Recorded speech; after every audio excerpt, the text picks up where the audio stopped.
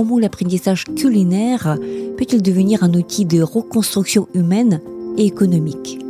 Pourquoi le chef étoilé français s'engage-t-il à former les survivants de Mariupol et des vétérans de guerre? Vous écoutez le podcast « L'Ukraine face à la guerre ». Ce podcast est enregistré en Ukraine et par des Ukrainiens. Dans ce podcast, nous racontons comment l'Ukraine continue à vivre et à résister face à l'agression russe. Nous proposons des analyses, mais aussi des témoignages. Nous essayons de vous faire comprendre l'Ukraine, son histoire, sa société et sa culture. Je m'appelle Tatiana Ogarkova. Je suis universitaire et journaliste, responsable du département international à l'Ukraine Crisis Media Center. Avec moi, Thierry Marx, le chef étoilé, fondateur de Cuisine Mode d'Emploi. Ensemble avec une ONG Stand with Ukraine, il travaille sur le projet franco-ukrainien La cantine de Mariupol, qui démontre que la cuisine peut devenir un outil de réhabilitation, de formation et de création d'emplois pour des vétérans et les personnes déplacées internes en Ukraine.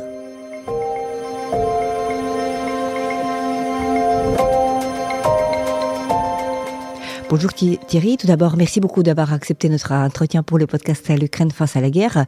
Vous êtes actif en Ukraine actuellement, vous êtes le chef étoilé, vous êtes très connu, vous êtes ici dans le cadre du projet qui s'intitule La cuisine de Mariupol. Dans le cadre de ce projet, vous formez les Ukrainiens, les déplacés internes, les vétérans et aussi la jeunesse ukrainienne qui était évidemment mise à l'épreuve de la guerre pour faire de la cuisine. Ma première question à vous, pourquoi cet intérêt pour l'Ukraine, de votre part? L'intérêt pour l'Ukraine, il est de reconnaître dans l'Ukraine cette force morale de ne pas se laisser intimider ou imposer ce qu'elle ne souhaite pas. Donc ça réveille chez nous, Français, une forme d'admiration de ce peuple qui ne veut pas se laisser asservir. Deux, la formation professionnelle permet, notamment chez des gens qui sont vétérans, des fois qui sont éloignés d'un projet ou de nouveau éloignés d'un projet métier, de les ramener dans l'idée d'un projet métier.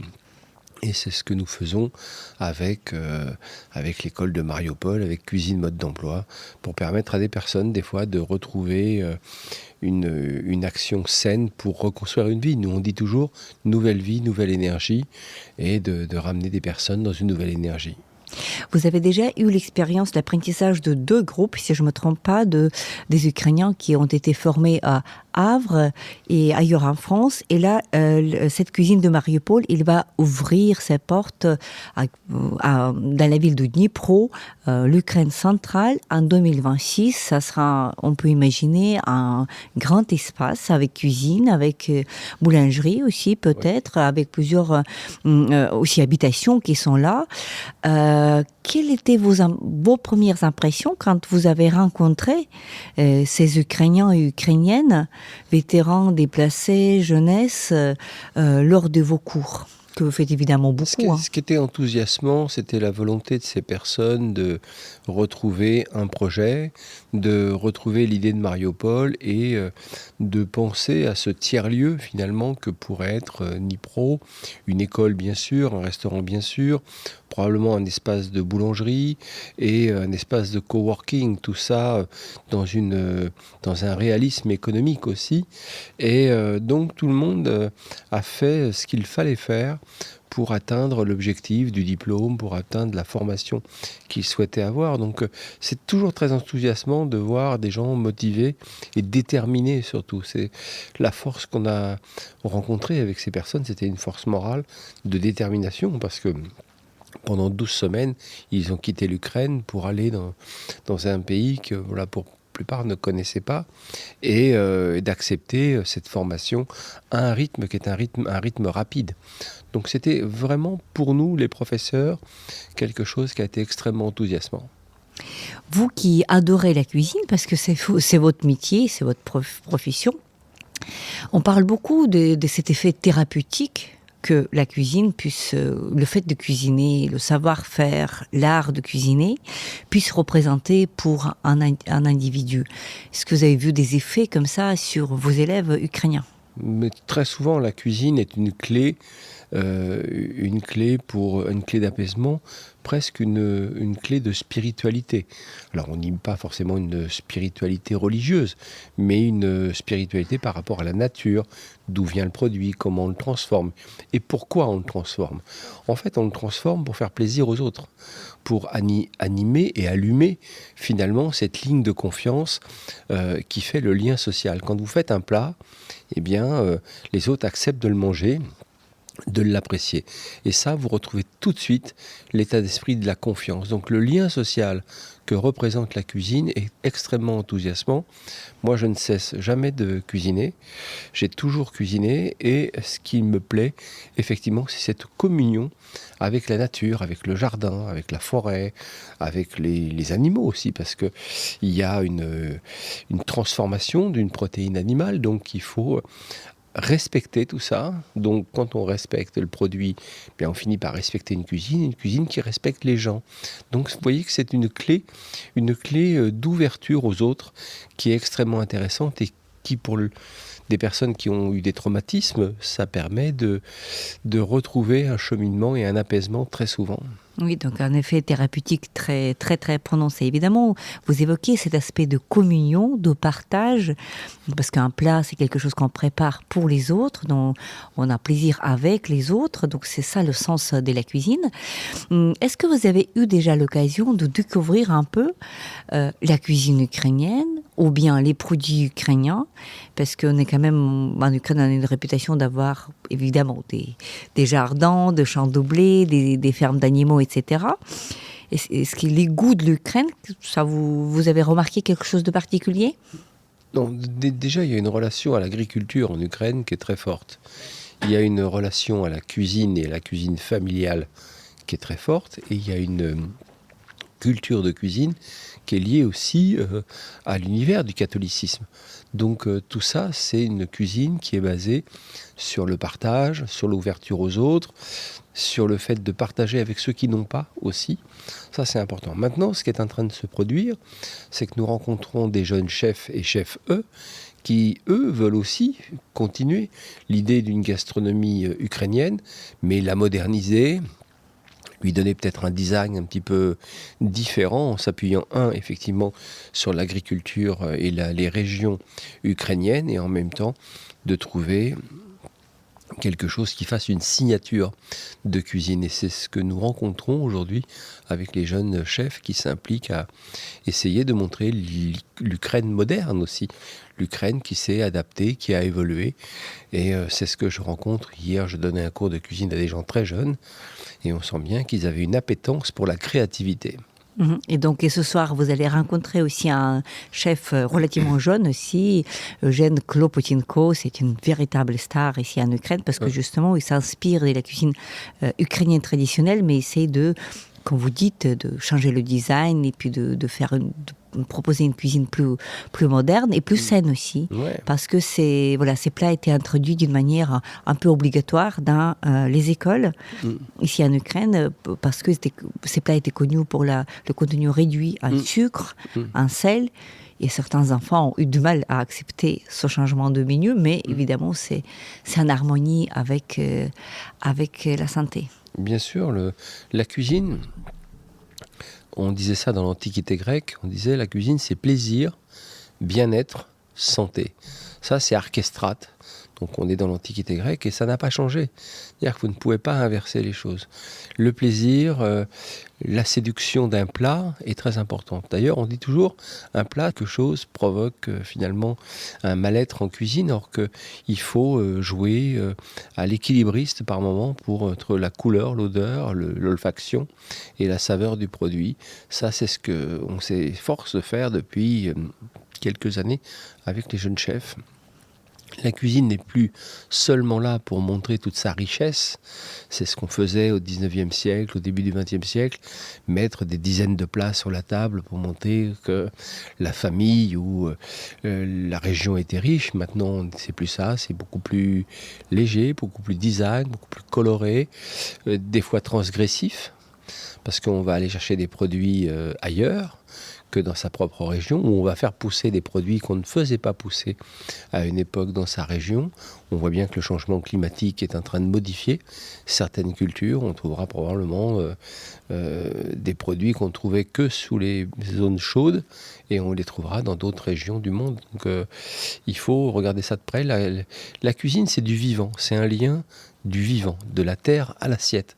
Donc tout ça évolue en permanence. Oui, et quand vous vous retrouvez en Ukraine, évidemment, il y a beaucoup de mémoire nationale, beaucoup de traumatismes de la mémoire nationale liés à la nourriture, puisque, évidemment, il y a donc le XXe siècle, l'histoire du XXe siècle a été particulièrement dramatique, parce qu'il y avait ce phénomène de Holodomor, de 32, de 33, aussi de 21, aussi de 47, le moment où des millions ont été morts, justement en l'absence de la nourriture, même contrairement à la richesse. Donc évidemment, vous avez parlé de cette abondance en fait de plats qui parfois, on le constate, même aujourd'hui en Ukraine, cette mémoire familiale, souvent que les gens ont trop peur de se retrouver sans nourriture.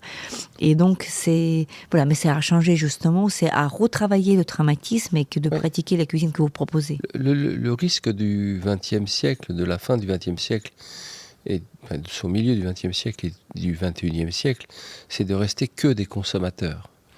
Et c'est là où il faut redonner du sens à notre alimentation et redevenir des mangeurs.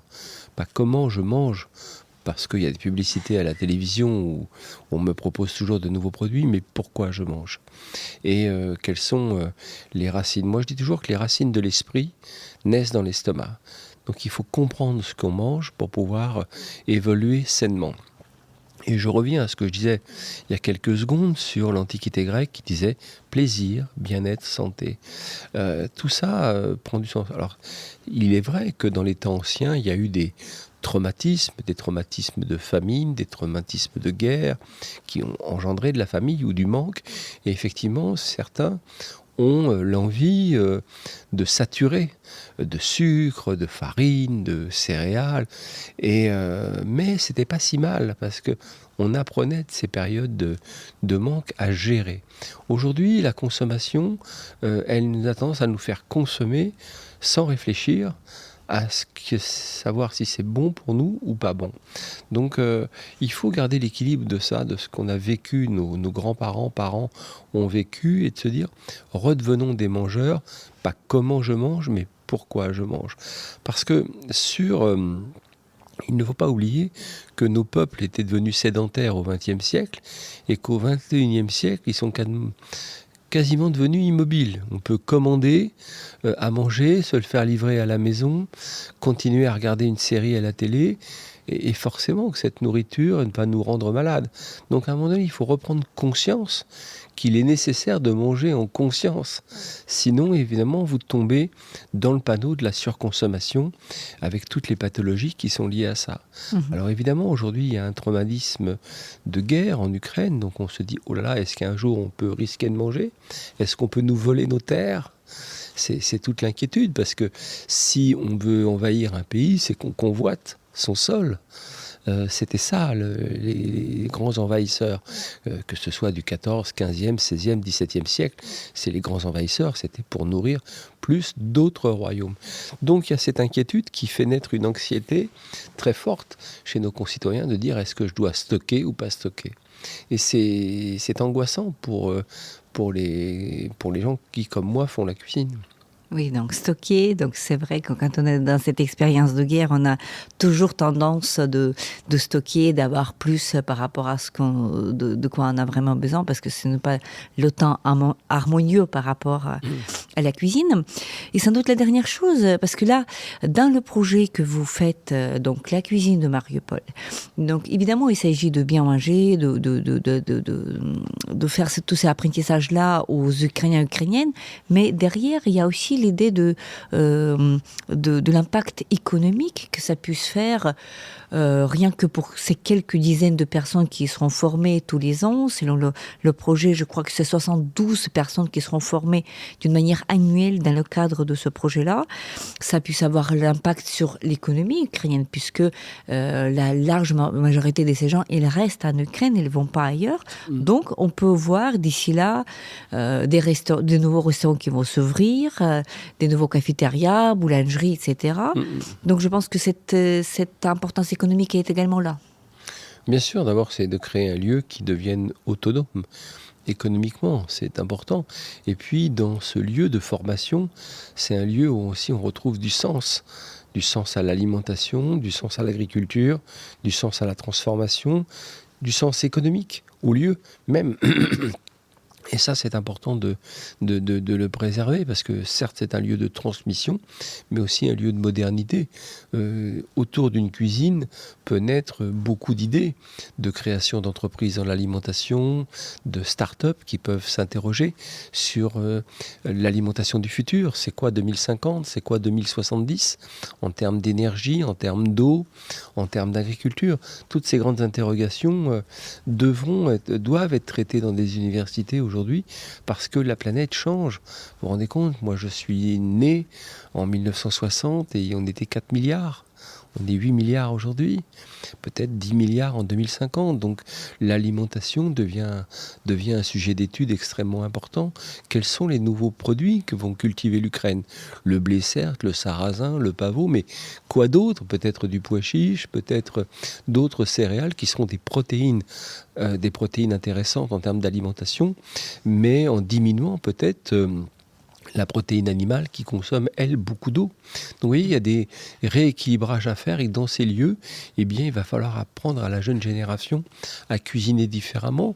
Est-ce que j'ai besoin de cuire des haricots verts dans de l'eau, ou l'eau du haricot vert suffit-elle à la cuisson ? Bah oui, il va falloir apprendre à économiser l'eau, parce que, à mon avis, l'eau, ce sera 30% de coût d'augmentation du coût de l'eau. L'énergie, ce sera la même chose. Donc vous voyez qu'un restaurant demain a un impact social et il a un impact environnemental. Ce sera comme ça. Et vous voyez bien que la crise, aujourd'hui, vous précipite dans la modernité. Certes, c'est une modernité de guerre, de crise, mais elle vous a mis sur la première marche des peuples innovants, parce que vous subissez une contrainte que vous n'aviez pas prévue et vous êtes obligé d'anticiper. Donc l'agriculture, aujourd'hui, il y a une vraie réflexion de fond sur comment on traverse ce 21e siècle. Merci beaucoup Thierry Marx pour cet entretien. Est-ce que vous avez aimé le borscht ukrainien ou pas ? J'ai aimé le borscht ukrainien. J'en ai goûté des pas très bons, et celui que j'ai goûté avant-hier soir, était délicieux. Merci. Merci.